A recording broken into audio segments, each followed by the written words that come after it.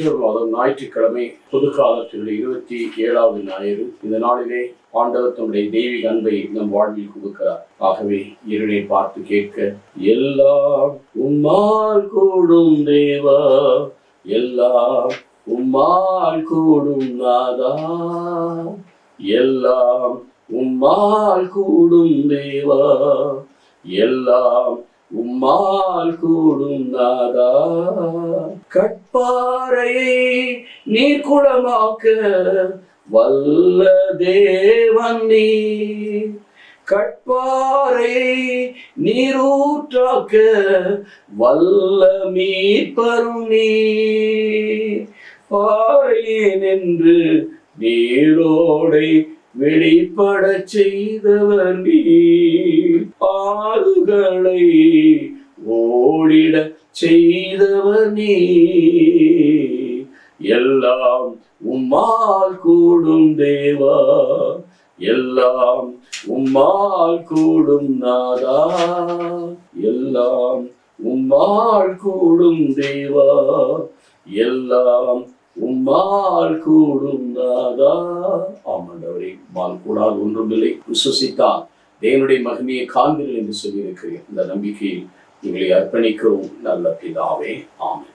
Mark நற்செய்தி 10வது அதிகாரம் வசனங்கள் 1-12. இயேசு அங்கிருந்து புறப்பட்டு யூதேயா பகுதிகளுக்கு யோர்தான் அக்கறை போய் மீண்டும் மக்கள் அவரிடம் வந்து கூடினர். அவரும் வழக்கம் போல மீண்டும் அவர்களுக்கு கற்பித்தார். பரிசேயர் அவரை அணுகி, கணவன் தன் மனைவி விலக்கி விடுவது முறையா என்று கேட்டு சோதித்தார். அவர்களிடம் மறுபடியாக, மோசே உங்களுக்கு இட்ட கட்டளை என்ன என்று கேட்டார்.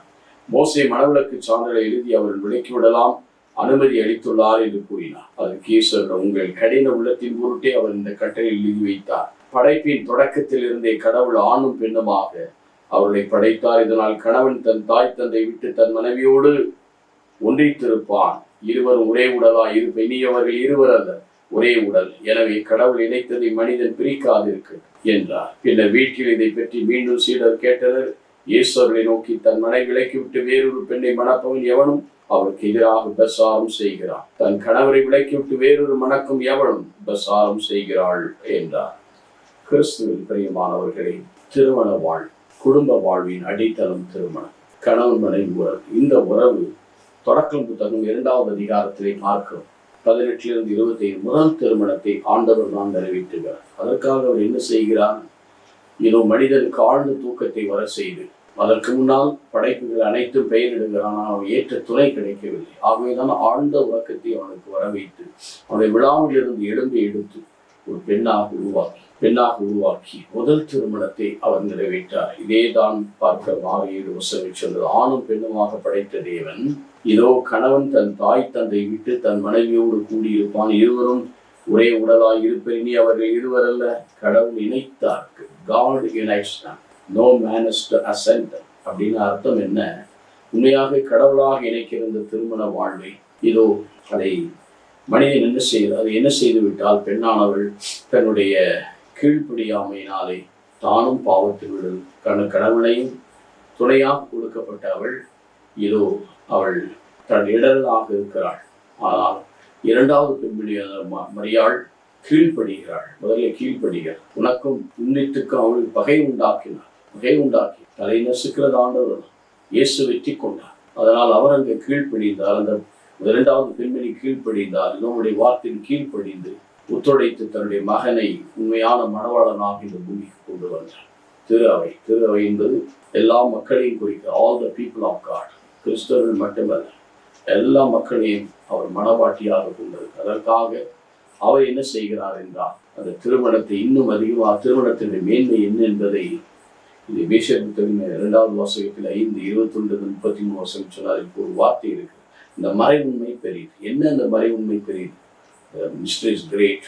என்னவென்றால், கிறிஸ்துவை அந்த மணவாட்டிக்காக மணவாளனாகி அவர் என்ன செய்கிறார்? சிலுவையிலே அவரும் எந்த அளவுக்கு என்றால், மனிதனுடைய பாவம் சாவை கொண்டு வந்து விட்டது.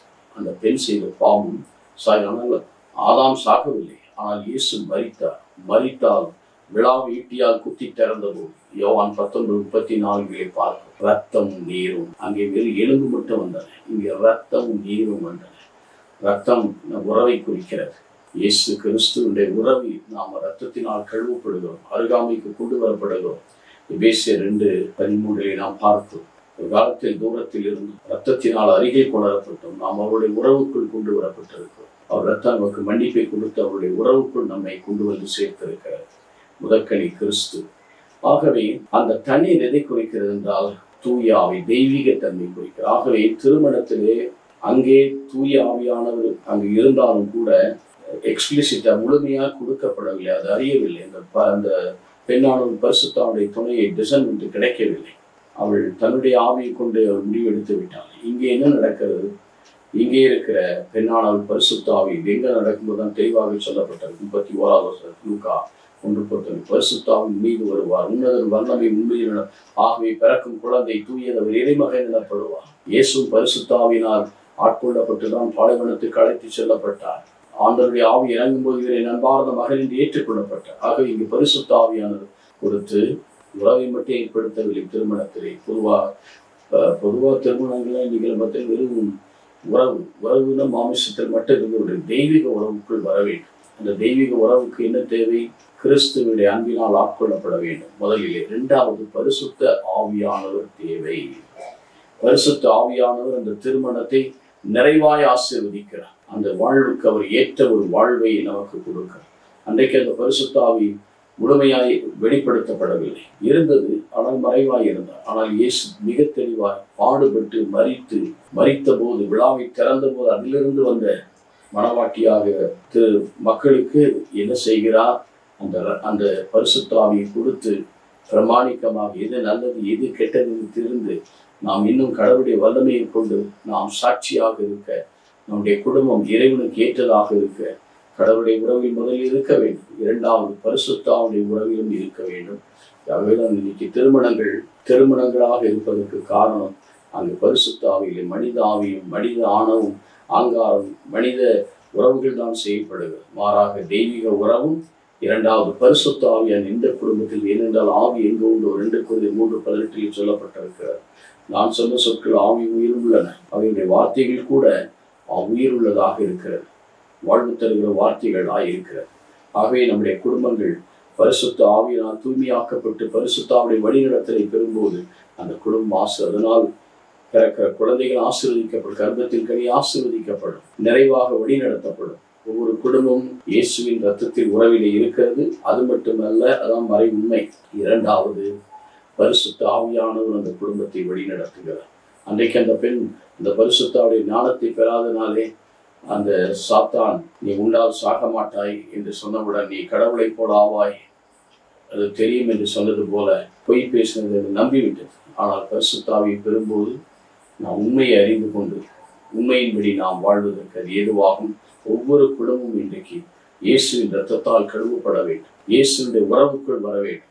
ஜெபம், தவம், தான தர்மம் இவையில் இருக்க வேண்டும். அதோடு கூட பரிசுத்த ஆவியானுடைய வல்லமையினால் ஒவ்வொரு குடும்பமாக பரிசுத்த ஆவி எங்க கொடுத்தாரு? அந்த மேல் மாடியிலே அந்த ஒரு இல்லத்தில் தான் கொடுக்கப்பட்டது. அக்கினி நாம் ஒவ்வொரு மேலும் வந்து இறங்கியது. அவருடைய மொழிகளை இன்னைக்கு ஆண்டவருடைய மொழியில் நாம் கேட்க வேண்டும். அதற்குரிய பிரச்சனைகளை சால்வ் பண்ணணும். இறைவனுடைய வல்லமையை பெற்று இன்னும் கடவுளுடைய உறவுக்குள் நாம் நிறைவு பெறும்போது அப்போ இங்கே சொல்லப்பட்டிருக்கிறது, தாம் மனைவியை விட்டிருப்பார், இருவரும் ஒரே உடலாக இருக்கும். எப்போ பரிசுத்தாவியால் தான் ஜுப்டா பூசிமா இருந்த தேவைக்கு மட்டும் தேவைக்கு மட்டும் 2 பேரும் வர்றது பேசுகிறது. பரிசுத்தாவிகளை ஒன்றிணைத்து ஒரே எண்ணம் ஒரே சிந்தனை. ஆதித்திரவெளி 2வது திருத்தூர் 2வது அதிகாரத்தில் பாருங்கள், ஒரே எண்ணம் ஒரே மன உடையவர்களாக நாம் இருந்தோம் என்றால் நம்முடைய குடும்ப ஆசிரியர்கள் நம்முடைய பிள்ளைகளும் அதே மண்ணில் வாழ்வார்கள், நிறைவுக்குள் என்னாலும் வழிநடத்தப்படுவார். இதோ அந்த குடும்பமாக நம்முடைய குழாமையை ஜெபிப்போமா? நல்ல ஆண்டவரை, நேற்றும் என்றும் என்று மாறாதவரை, நம்முடைய தெய்வீக கரம் எங்களுக்கு பாதுகாப்பாக அமைவதா நீரே போதுமானவராய் இருந்து எங்களை தேற்றும் திடப்படுத்தும் ஆசீர்வதியும் நல்ல பிதாவே, ஆமென். எல்லா வல்ல இறைவன் பிதா சுதன் பரிசுத்த ஆவி ஆசீர்வதிப்பதாக, ஆமென்.